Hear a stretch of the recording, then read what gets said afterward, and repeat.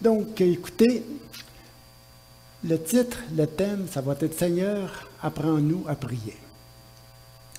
Quand vous regardez cette jolie fille dans un champ avec son bouquet de fleurs, à quoi que ça vous fait penser? La joie. Woodstock. Oui, le monde hippie un petit peu. Pour ceux qui savent pas c'est quoi Woodstock. On fait partie d'une autre génération, nous autres.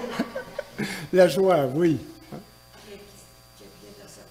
Qui est bien dans sa peau, qui est vraiment heureuse. La liberté. La reconnaissance. La délivrance, oui, hein? Il y a une délivrance là-dedans, sûrement. Écoutez, la prière, c'est tout ça. Et j'ai choisi cette photo parce que ça exprime ce que moi je pense de la prière. Vous savez, au début de ma vie chrétienne, puis je vais en parler tantôt, la prière était tellement austère et parfois tellement lourde que j'ai dû lutter avec ça pendant des années. Et jusqu'au jour, je vais le dire comme ça, j'ai découvert cette belle photo.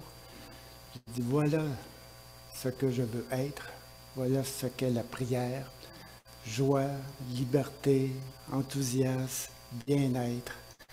Et pour moi, la prière, c'est tout ça. Donc, j'aimerais vraiment, dans cette série, vous amener dans cet esprit-là. Comme je l'écris ici, je ne veux pas mettre sur vous une forme de lourdeur spirituelle. Vous savez, parfois, la prière, là, ça peut devenir lourd, très lourd même. Donc, je ne veux pas mettre sur vous une lourdeur spirituelle. Je ne veux pas vraiment vous amener des disciplines, des formalités, des contraintes. Mais je veux déposer dans vos cœurs de la liberté, de la joie puis de l'émerveillement.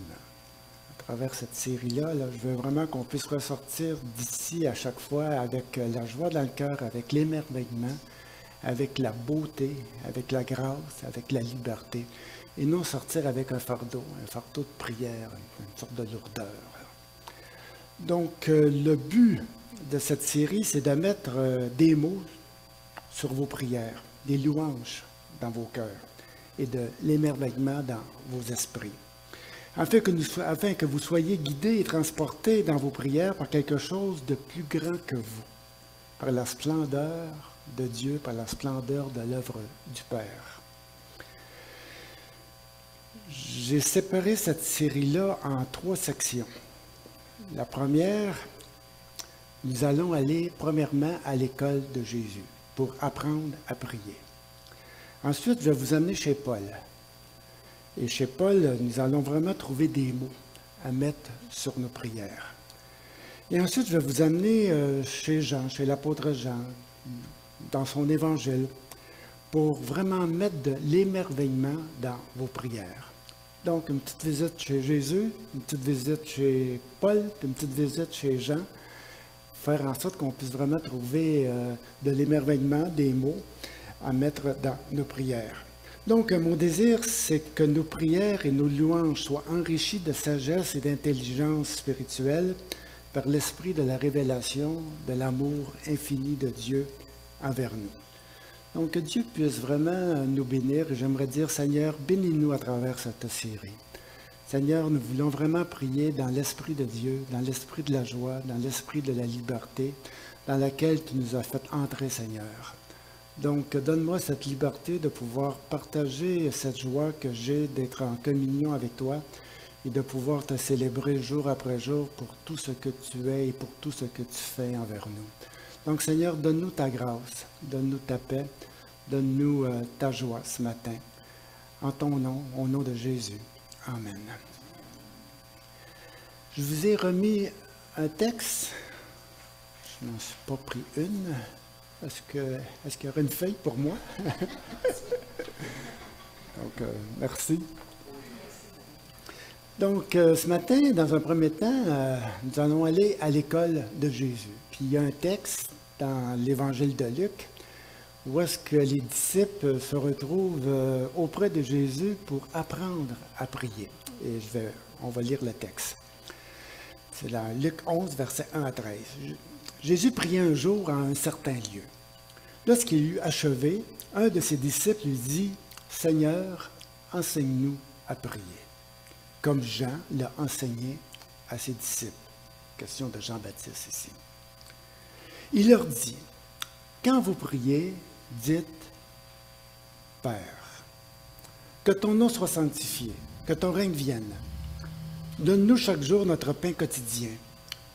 Pardonne-nous nos péchés, car nous aussi nous pardonnons à quiconque nous offense.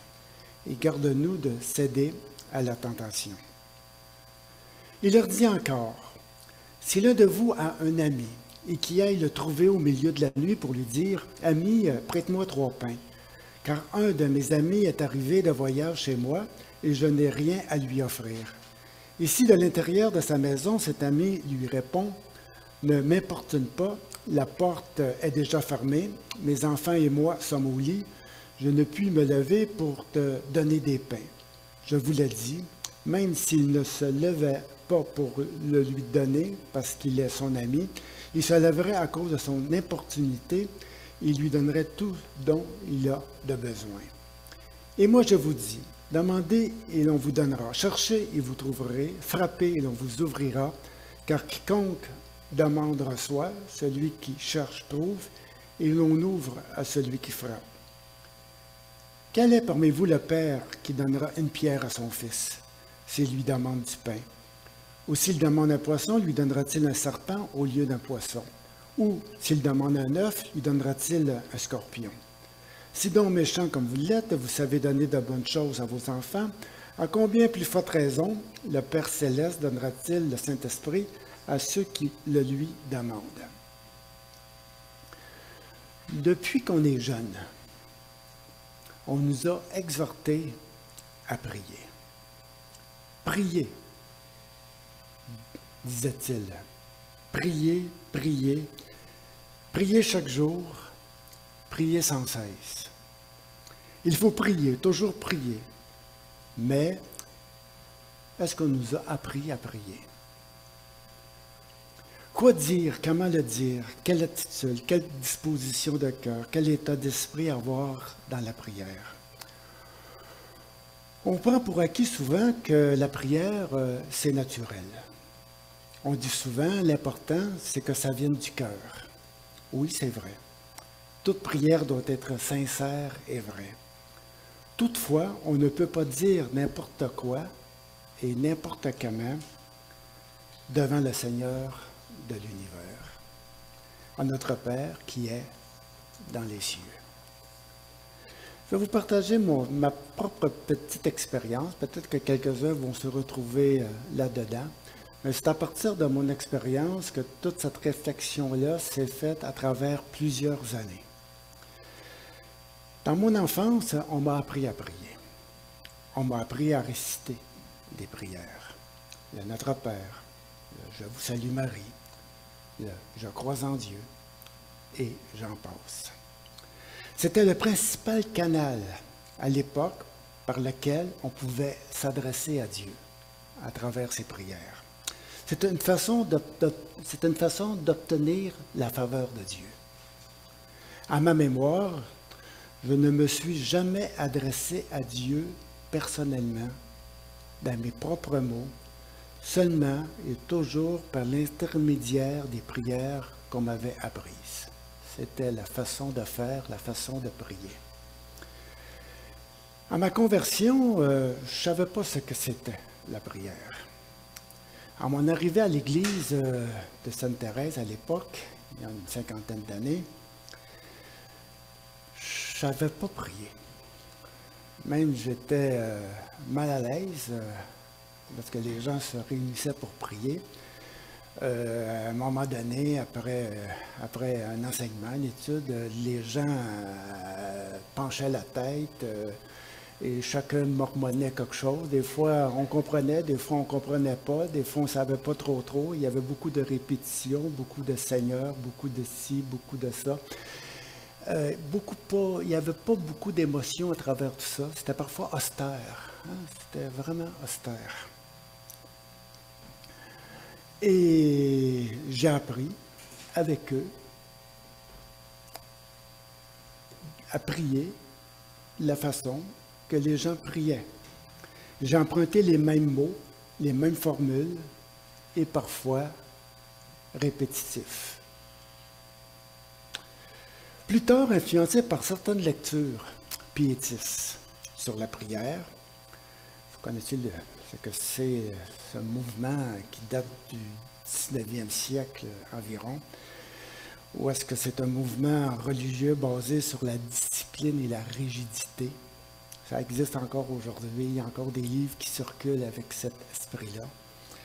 J'ai pratiqué ce que j'appelle la prière insistante, répétitive, mortifiante. Je me levais 1 heure plus tôt le matin et le soir, je me couchais 1 heure plus tard et je me mettais à genoux parce qu'il fallait un petit peu souffrir à travers tout cela, parce qu'1 heure à genoux, ça peut devenir pénible.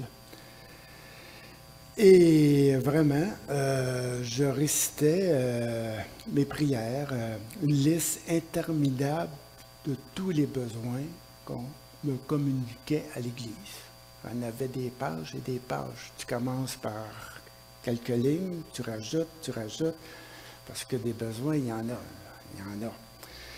J'ai appris à prier pour les missionnaires à travers le monde. Il y en a. Et j'ai surtout appris à prier pour le salut du monde. Comme si le salut de l'humanité dépendait de mes prières. Si je priais, Dieu pouvait faire quelque chose pour le monde. Si je ne priais pas, j'empêchais presque Dieu d'agir. Mes prières faisaient en sorte que Dieu agissait à travers mes prières. C'est toute une tâche, hein? Toute une responsabilité. Mais je portais ce fardeau-là sur moi parce qu'on m'avait enseigné de cette façon-là. Avec le temps, la prière est devenue une lourdeur spirituelle, une obligation, une formalité, un devoir. J'en ai fait un burn-out spirituel, une sorte de fatigue morale, d'épuisement, de suffocation même. J'ai dû arrêter mes prières. J'ai dû arrêter ma discipline de prière pour des raisons de santé psychologique et spirituelle. Je n'osais pas le dire à personne. Hein? Si tu passais à l'église, un dimanche matin, moi, j'ai arrêté de prier. Et surtout, à l'époque, j'étais pasteur. Donc, j'étais vraiment mal placé pour dire des choses semblables. Et même, j'ai dû prendre congé des réunions de prière. Et ça a duré longtemps, des mois, des années. Je les évitais du mieux que je pouvais. C'est devenu lourd, trop lourd. La répétition, la souffrance, ce que les gens souffrent, ce que les gens ont. J'étais plus capable, j'étais vraiment plus capable. J'avais besoin d'air, j'avais besoin de respirer, j'avais besoin de découvrir autre chose. J'ai dû réapprendre à prier, dans un esprit de liberté. Non, tu peux revenir tantôt. J'ai dû réapprendre à prier comme elle, sur la photo. J'ai dû apprendre à prier dans un esprit de liberté, de joie et d'émerveillement. J'ai dû mettre de côté mes pratiques religieuses sur la prière, mes habitudes, mes formules. Comment j'ai fait ça?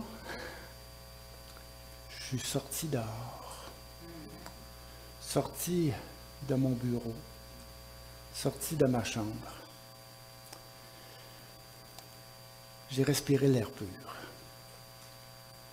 Je suis allé voir Dieu dans la nature, voir Dieu dans sa beauté.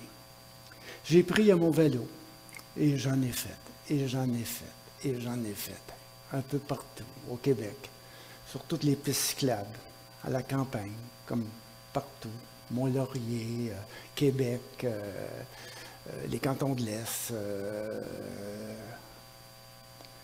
Je suis allé prendre des marches en montagne, dans les Laurentides, dans Charlevoix, en Gaspésie, dans les cantons de l'Est, dans les montagnes du Vermont, dans les montagnes du New Hampshire et dans les montagnes rocheuses à Vancouver. Ça a duré longtemps, hein?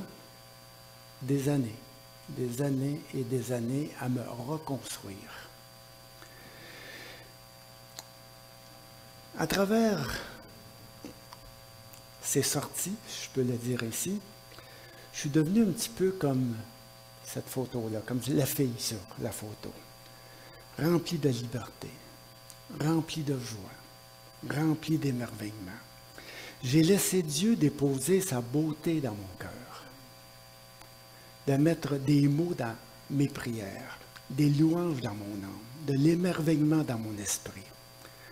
J'ai appris à prier dans la liberté et dans la joie de l'Esprit de Dieu, selon le désir de Dieu. Et c'est à partir de là que lorsqu'est arrivée la pandémie, mais j'ai eu à cœur de mettre sur papier toutes mes réflexions sur la prière.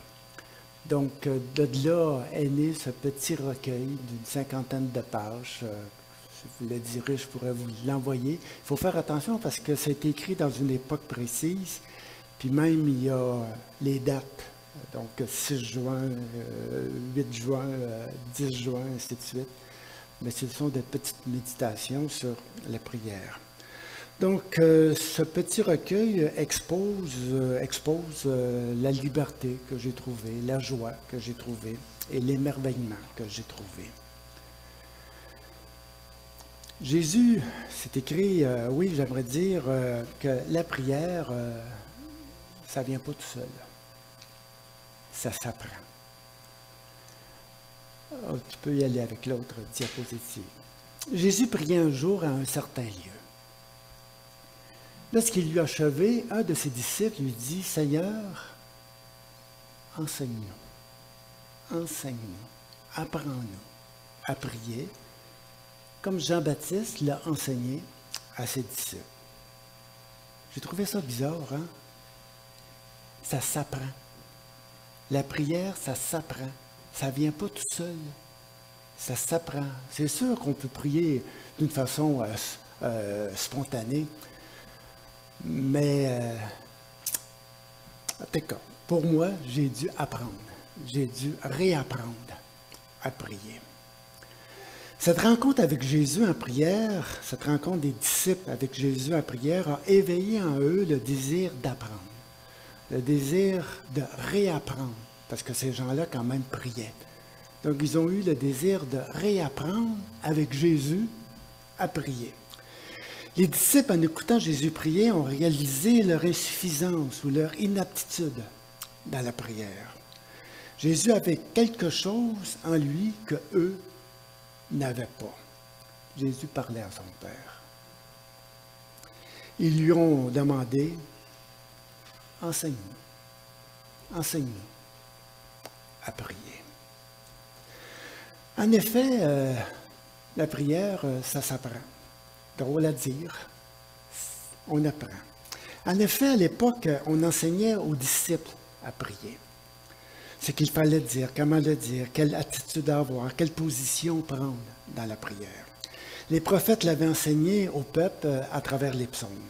Les pharisiens l'avaient enseigné dans leur synagogue. Jean-Baptiste l'avait enseigné à ses disciples.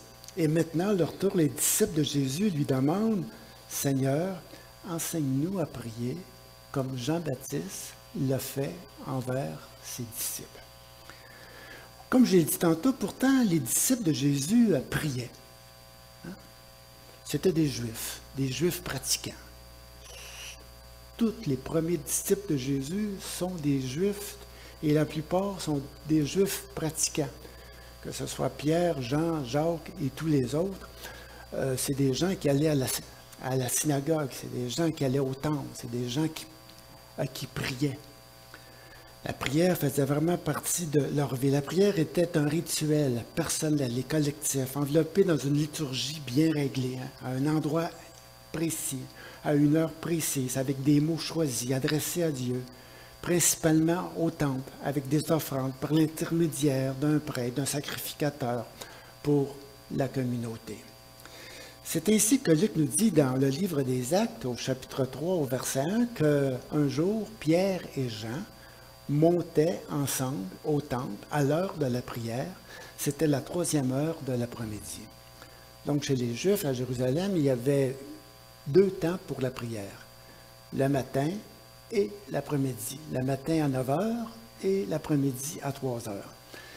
Les gens qui le pouvaient se rendaient au temple. On offrait une offrande, un agneau à Dieu, avec des louanges, avec des psaumes, et c'était le temps de prière, c'était l'endroit où c'est écrit, où Pierre et Jean allaient prier. Il y avait un rituel, il y avait un endroit précis. Il ne faut pas perdre de vue que ce sont des Juifs, hein? Jean et Pierre, ce sont des Juifs. Ils n'ont pas quitté leur religion comme ça, là, hein? Ils avaient des habitudes, ils avaient des façons de faire. Le temple était encore important pour eux. Après tout, Jérusalem, le temple, c'était le temple de Dieu, c'était le temple de l'Éternel Dieu Tout-Puissant. Donc on offrait à l'époque un sacrifice sur l'autel et on priait à partir des psaumes. Les disciples priaient, mais il y a quelque chose de différent dans la prière de Jésus. Comme je l'ai dit tantôt, Jésus parler à son Père. Ces prières ne sont pas des récitations, des formalités ou des formules. Jésus parle à son Père. À travers les évangiles, on n'a pas beaucoup de prières de Jésus. On en a quelques-unes, ici et là. Mais à toutes les fois, Jésus commence sa prière par Père. Au lieu de commencer sa prière par Seigneur Dieu Tout-Puissant, toi l'Éternel Dieu, c'est Papa. C'est Papa tout court. Pas besoin d'en rajouter. Lorsqu'un enfant parle à son père, c'est Papa. Il n'y a pas besoin de lui dire t'es grand, t'es beau, t'es smart, t'es ci, t'es ça, c'est Papa. Papa tout court. Ça veut tout dire. Il y a une relation, il y a une confiance. Et Jésus commence toujours ses prières, les quelques prières que nous avons, toujours par Papa. Au temple, on commençait par l'Éternel Dieu Tout-Puissant, Yahvé, hein? L'Éternel des armées, le Tout-Puissant. Jésus commence sa prière par Papa, tout court, ni plus ni moins. Une belle prière de Jésus qui est vraiment belle, où Jésus vraiment est transporté par la joie. C'est écrit dans Luc 10, verset 21, « Jésus tressaillit de joie par le Saint-Esprit. Et il s'écria, « Je te loue, ô Père, de ce que tu as caché ces vérités aux sages et aux gens instruits, et de ce que tu les as révélées aux petits. » Aux gens modestes, aux gens aux gens de peu d'importance, les gens qu'on ignore, les gens qu'on pose à côté, les gens qui ne sont pas au niveau de certaines personnes. Jésus il dit, « Papa, quelle joie! Tu as caché les mystères de ton cœur à ceux qui pensaient savoir, et tu as ouvert ton cœur pour révéler ton amour à ces petits, à ces jeunes dont personne ne s'occupe trop, pour leur faire connaître tes secrets, tes secrets. » Je trouve ça beau comme prière. Hein? Je te loue, ô Père, de ce que tu as caché. Ces choses, Jésus tressaillit de joie.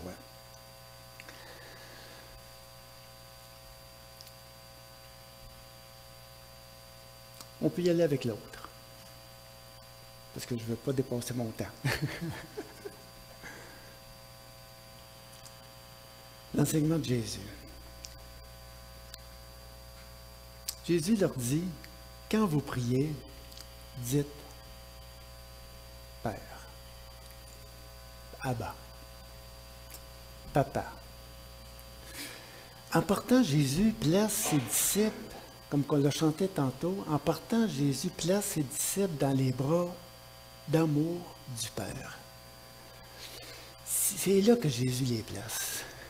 Il ne les place pas dans une soumission d'obéissance à quoi que ce soit. C'est pas Seigneur. Nous, on n'en pas beaucoup Seigneur, et c'est vrai que Jésus, c'est le Seigneur Tout-Puissant, à qui on doit toute obéissance, c'est vrai. Mais Jésus, c'est pas là qu'il nous place. Jésus ne nous place pas dans une dépendance. Il nous place dans les bras d'amour de Dieu. Jésus leur dit, quand vous priez, dites Papa. Tout court, tout simple, un mot, un terme, un nom si simple à retenir quand même un enfant peut s'adresser à Dieu en toute confiance. Dès le début, comme j'ai dit tantôt, Jésus nous place dans les bras d'amour du Père. Que ton nom soit sanctifié, que ton règne vienne, en d'autres mots, tu es un être exceptionnel. Papa, t'es beau. Hein? Tu es un être exceptionnel. Tu es un Père unique, incomparable, exemplaire, admirable. Manifeste ta paternité, hein, que ton règne vienne. Manifeste ta paternité souveraine et bienfaisante dans nos vies. Que ta gouvernance de justice et d'amour se manifeste dans la vie de tes enfants. Et là, il y a les 3 belles demandes dont il est question. Prends soin de nous, donne-nous notre pain quotidien, chaque jour. Pardonne nos offenses, parce que c'est dans le pardon qu'on retrouve la relation avec tous et chacun. Et garde-nous de céder à la tentation. Donne-nous la force et le courage de persévérer même au milieu des épreuves de la vie. Parce que la tentation dont il est question, c'est pas le péché, là. C'est pas vraiment... ça n'a rien à voir avec ça. La tentation, dans l'esprit de Jésus, c'est d'être tenté suite à des épreuves, de manquer de confiance à Dieu. Vous savez, Jésus, le soir, la veille que Jésus s'est fait arrêter au jardin de Gethsémani, Jésus est allé voir ses disciples. Ses disciples dormaient. Hein? Jésus leur dit, priez afin que vous ne tombiez pas en tentation. Et la tentation dont il était question, écoutez, Jésus était pour se faire arrêter, donc priez afin que vous ayez la force et le courage de pouvoir passer à travers l'épreuve dont je vais passer bientôt. Et ça, c'est une tentation qui nous guette, tous et chacun. Hein? Perdre le courage, perdre la force de... C'est le découragement total. Et Jésus dit, oui, papa, garde-nous d'être découragés. Protège-nous. Donne-nous vraiment la force et le courage de persévérer à travers toutes les épreuves, à travers toutes les difficultés. Garde-nous, protège-nous. C'est une belle prière, hein? Papa, prends soin de nous, donne-nous à manger. Papa, pardonne-nous, parce que nous aussi, on pardonne à nos enfants. Et donne-nous la force de passer à travers les épreuves de la vie, les unes après les autres. Et Jésus leur donne une petite histoire, hein? Une petite illustration pour vraiment faire en sorte qu'ils puissent vraiment faire confiance à Dieu. Et Jésus leur dit, si l'un de vous a un ami et qu'il aille le trouver au milieu de la nuit pour lui dire, « Ami, prête-moi 3 pains, car un de mes amis est arrivé de voyage chez moi, je n'ai rien à lui offrir. » Et si de l'intérieur de sa maison, cet ami lui répond, « Ne m'importune pas, la porte est déjà fermée.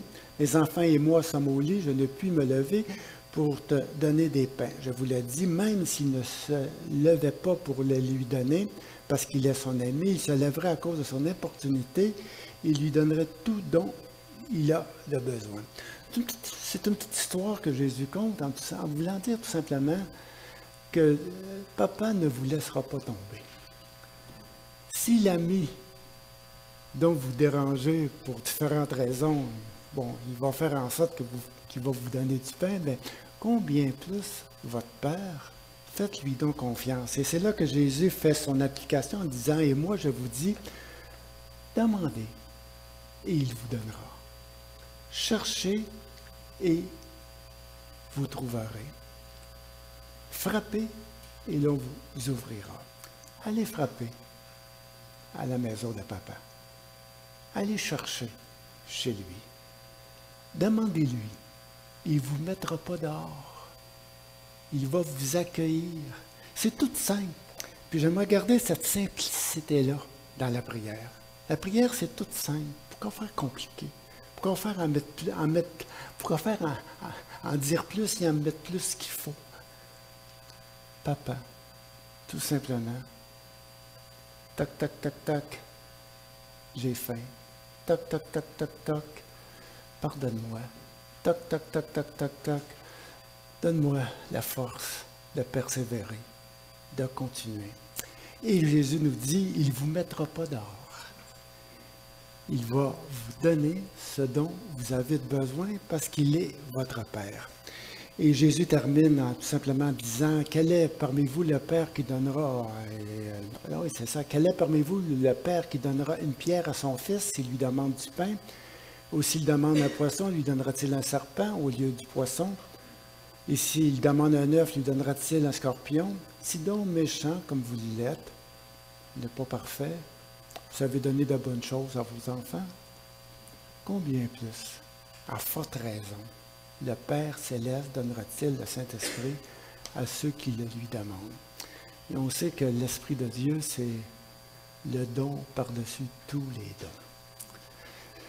Parce que c'est cet esprit-là qui nous met en relation avec Papa. Vous savez, l'apôtre Paul, un jour, a dit dans sa lettre aux Galates, « Puisque vous êtes ses fils, Dieu a mis dans nos cœurs l'esprit de son Fils, lequel crie « Abba », c'est-à-dire « Père ». Je vais vraiment souligner quelque chose ici, là. Parce que quand on lit ça, on passe vite sur quelque chose. Dieu a mis dans nos cœurs l'esprit. Quel esprit? De son Fils, lequel crie Papa. Vous vous souvenez les prières de Jésus? Papa, papa, papa, papa. C'est cet esprit-là que Jésus a mis dans nos cœurs. C'est l'esprit de Jésus en nous qui crie Papa. C'est le même cri que Jésus criait à son Père. Ce cri-là nous habite à l'intérieur de nous. C'est l'Esprit de Dieu qui crie en nous Papa. C'est l'Esprit de Jésus en nous qui crie Papa. J'aime beaucoup ce petit verset. Dieu a mis dans nos cœurs l'Esprit de son Fils, lequel crie Abba, Père.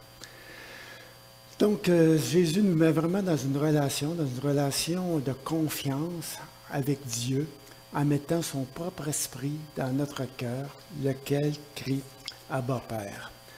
Donc, tout simplement pour dire, on va passer à l'autre, parce que je vais conclure avec ça. Trouvez une autre belle photo. Père, Père, Père, manifeste ta paternité souveraine et bienfaisante dans ma vie. Apprends-moi à dire Papa. Apprends-moi à dire Père, dans une pleine confiance, dans l'attitude que Dieu est bien disposé à mon égard. Le secret de Jésus, c'est de parler à Papa. C'est son secret. C'est ce secret-là que Jésus veut nous transmettre. Abba, Père. J'aimerais terminer par quelques mots d'une chanson de Céline Dion. C'est sûr que dans cette chanson-là, elle parle de son papa à elle. Mais quand je l'écoute, moi, je pense à un autre papa. Et une de ses strophes, je pourrais le dire ainsi, elle dit « Je voudrais décrocher la lune, je voudrais même sauver la terre, mais avant tout, je voudrais parler à mon Père. Parler à mon Père. Écoutez, moi, c'est mon désir. Avant de sauver le monde, je veux parler à Papa. Je veux parler à Papa qui est dans le ciel. C'est ma relation qui compte. C'est cette relation de confiance avec Dieu. Hein? Elle dirait, je voudrais passer l'océan, croiser le vol d'ego élan, ou bien aller vers l'inconnu. Mais avant tout, je veux parler à Papa. Et c'est ça qui doit nous habiter à l'intérieur de nous. Donc la prière, ça commence avec ça. On pourrait dire que même la première prière qu'on doit faire, c'est Papa, ou c'est-à-dire Seigneur, parce qu'il est question de Jésus ici. Seigneur, enseigne-nous à prier. Comme Jean-Baptiste l'a enseigné à ses disciples, enseigne-nous à dire Papa. Et c'est pas facile. Et vraiment, c'est parce que j'ai dû vraiment faire la discipline moi-même. J'ai dû me discipliner. Parce qu'automatiquement, c'est le mot Seigneur qui me vient. Automatiquement. Seigneur, Seigneur, Seigneur, Seigneur, Seigneur, Seigneur, Seigneur. Puis à force de dire Seigneur, Seigneur, Seigneur, je me retrouve dans une dépendance d'obéissance et de crainte. Parce qu'il est Seigneur. Donc, je dois faire en sorte d'obéir et de respecter certaines règles. Sinon, pour moi, là, il y a comme une sorte d'autorité, là. L'autorité, Seigneur, je me mets à genoux, puis j'écrase, là, hein? Seigneur, Seigneur, il est sur son trône, il règne. Papa. Jésus nous place dans les bras d'amour de Dieu en partant. Faites l'expérience. Je vous le dis, là, j'ai dû vraiment la faire, cette expérience-là. Je partais à prier, je disais, bon, Seigneur. Et là, je me disais, Robert, Papa. Et là, je me forçais à dire Papa. Et là, ma relation changeait. C'est bizarre. Ma relation avec Dieu changeait. Le fait que je dise Seigneur ou le fait que je dise Papa, ma relation changeait. Je n'avais pas le même contact. C'est bizarre à dire. Donc, à chaque fois que j'étais pour prier, le premier mot qui me venait en tête, c'était Seigneur, et avec raison, parce que quand même, c'est le Seigneur. Je ne veux pas défaire ça du tout, là. Mais Jésus nous place dans une relation filiale avec Dieu. Essayez ça. Vous allez voir, là, votre relation avec Dieu va changer. Tout simplement de dire à chaque fois, Papa. Et là, ce qui va suivre va changer. Je vous le dis. Les paroles qui vont suivre, là, et la relation, et le bien-être, la sécurité, la paix, l'assurance, va vous habiter à l'intérieur de vous. Papa, OK, j'ai faim. Hein? Papa, je ne suis pas toujours ce que tu aimerais que je sois. Papa, j'ai besoin de ta force, parce que la vie, c'est pas facile. Il y a des hauts, il y a des bas. Papa, papa, papa, papa, papa. Il y avait une vieille dame qui priait souvent ici à l'église de Sainte-Thérèse. Quand j'allais la visiter, elle disait « Mon bon papa du ciel ». Je vous laisse avec ça. Merci.